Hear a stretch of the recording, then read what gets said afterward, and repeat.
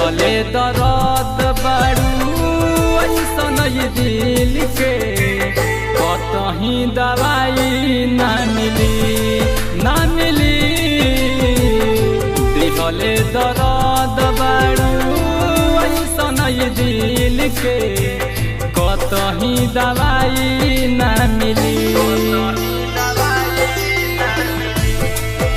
Mix by Ambika recording studio Kuchaikot.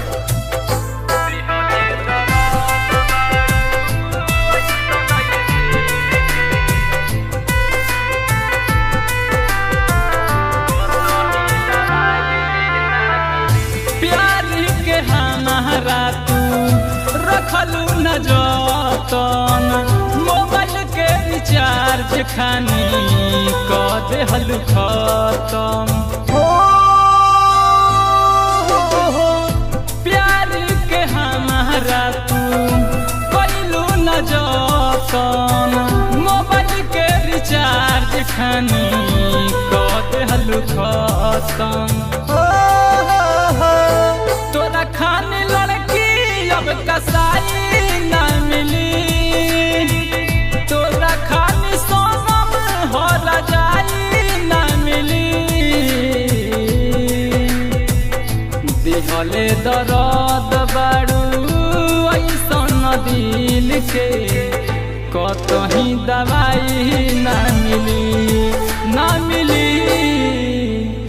दिहले दर्द बारू दिल के कतही दवाई ना मिली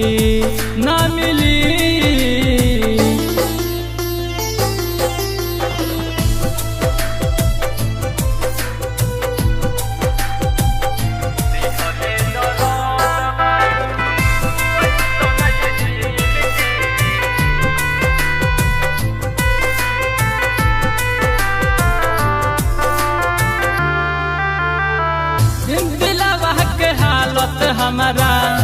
भइल बाटे बुरा उ तो मसारा के क देलू अधूरा दिलवा के हमारा हाल बाटे बुरा हर लाल के सपना तू तो क देलू अधूरा छोटे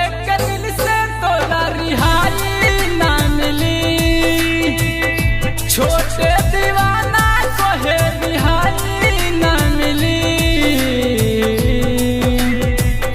दिहले दर्द बारू ऐसन दिल के कतही दवाई ना मिली